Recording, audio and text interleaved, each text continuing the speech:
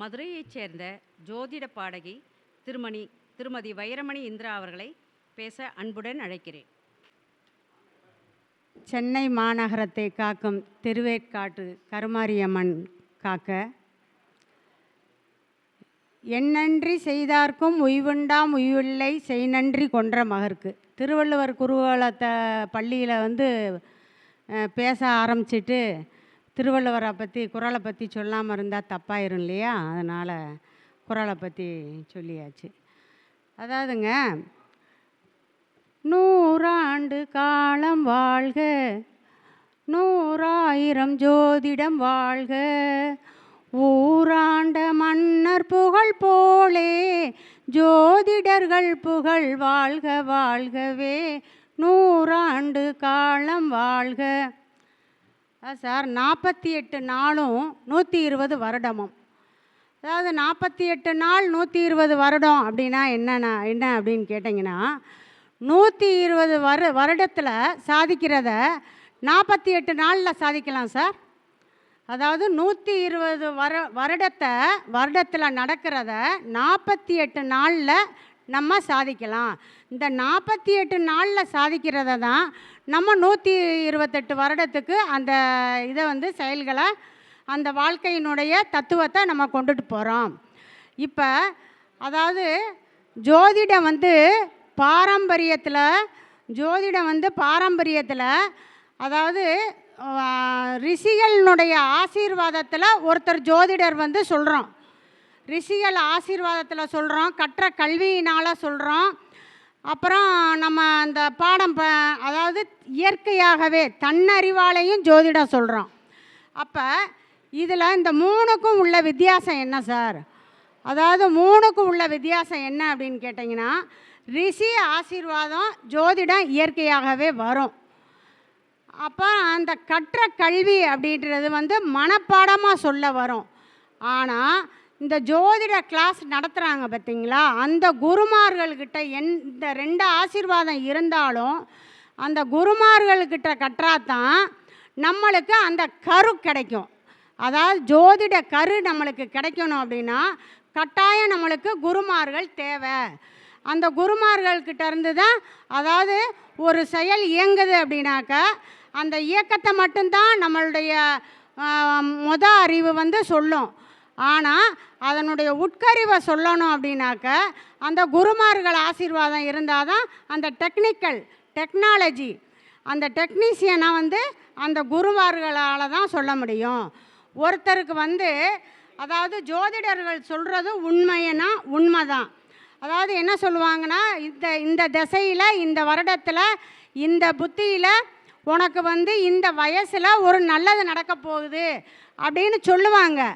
ஆனால் அவருக்கு நடக்காமல் இருந்திருக்கும். ஏன் நடக்கலை? அப்போ ஜோதிடர் சொன்னது பொய்யா? இல்லை. அதாவது இந்த ஜாதகர் தவறான ஒரு செயலில் இதாகிருப்பாங்க. எப்படி தவறான செயல்னால் எப்படி? அதாவது இந்த இதில் உங்களுக்கு ஒரு நல்லது நடக்க போகுது, ஒரு வேலை, அரசாங்க வேலையே கிடைக்க போகுது, இந்த இடத்துல ஒரு வீடு கட்ட போகிறீங்க அப்படின்னு இருக்கும்போது இவங்க என்ன செய்வாங்க அப்படின்னு கேட்டிங்கன்னா, அவங்க அந்த சரியில்லை, அதாவது ஜாதகம், நல்ல ஜாதகம்னு ஒன்று இருக்குது, தவறான ஜாதகம்னு இருக்குது, சுப ஜாதகம்னு இருக்குது. அப்போ இந்த மாதிரி இருக்கையில் இந்த தவறான இடத்துல போய் ஈடுபட்டுருவாங்கன்னா தன்னிடம் இருக்கிற பொருள்களை, ஒரு நல்ல பொருள் அதுதான் அவருக்கு அது யோகம் செஞ்சுக்கிட்டு இருக்கும். புரியுதுங்களா? ஒவ்வொரு பொருளும் ஒவ்வொரு மனுஷனுக்கு யோகம் செய்யும். அப்போ அந்த பொருளை அவர் அதாவது அந்த ஜோதிடர் நல்லது நடக்கும்னு சொன்ன நேரத்தில் இவருக்கு யோகம் செய்கிற பொருளை போய் ஒரு பரிசாவோ இல்லை தானமாவோ இல்லை பிறரிடமோ அதை போய் கொடுத்துருவார். புரியுதுங்களா? அப்படி கொடுக்கும்போது என்ன ஆகுது அப்படின்னாக்க இவருக்கு நடக்கக்கூடிய யோகம் அந்த இடத்துல பாதிக்குதுங்க. அதே மாதிரி வாழ்க்கையிலையும் என்ன சொல்லுவாங்க அப்படின்னாக்க, இந்த சூழ்நிலையில், இந்த நேரத்தில் இந்த மாதிரி ஒரு பாதிப்பு ஏற்பட போகுது, இவரால், இந்த உறவுகளால் இந்த பாதிப்பு ஏற்பட போகுது அப்படின்றத சொல்லுவாங்க. அப்போ அது நடக்காமல் இருக்கும். அந்த ஜாதகருக்கு இந்த ஜோதிடர் சொன்னது நடக்காது. ஏன்னா அப்போ அவர் இவங்க ஜாதகர் நினைப்பாங்க, இந்த ஜோதிடர் சும்மா சொல்லிட்டாரோ, நம்மளுக்கு அது நடக்கலையே அப்படின்னு இது பண்ணுவாங்க. இந்த உறவு முறையில் தானே, அதாவது தகப்பன் மூலமாக தானே இந்த தவறு நடக்கும்னு நம்மளுக்கு இந்த ஜோதிடர் சொன்னார், ஆனால் நம்மளுக்கு நடக்கலையே அப்படின்னு அவங்க சொல்லுவாங்க. அது இல்லைங்க, இது மாமனார் தகப்பன் மூலமாக நடக்கலை ஒரு செயல் அப்படின்னா மாமனார் மூலமாக நடக்கும். புரியுதுங்களா? இப்போ தாய் மூலமாக ஒரு செயல் நடக்குதுன்னு ஒரு ஜோதிடர் சொன்னார்னா, அந்த தாய் மூலமாக நடக்கலை அப்படின்னா அந்த மாமியார் மூலமாக நடந்துருங்க அந்த செயல். புரியுதுங்களா? மாமியார் மூலமாக அந்த செயல் நடக்க ஆரம்பிச்சிடும். இதை மாதிரி அதை மாதிரி ஒவ்வொரு ஜோதிடருக்கும் ஒவ்வொரு மனிதனுக்குமே அதாவது ஒரு செயல் செய்யக்கூடாதுன்னு இருக்குங்க. அதாவது எல்லாமே எல்லாருக்குமே கிடச்சிருச்சுன்னா எப்படிங்க? புரியுதுங்களா? ஒவ்வொருத்தருக்கும் ஒவ்வொன்று தானங்க கிடைக்கிது. அதாவது இன்னாருக்கு இன்னன்னு தானே கிடைக்கிது. அப்போ எல்லாருக்குமே எல்லாமே கிடச்சிருச்சுன்னா நம்ம அது வித்தியாசம் இல்லாமல் போயிடும்லங்க. இப்போ வித்தியாசம் இல்லாமல் போயிடும், அந்த செயலுக்கும் மதிப்பு இல்லாமல் போயிடும்.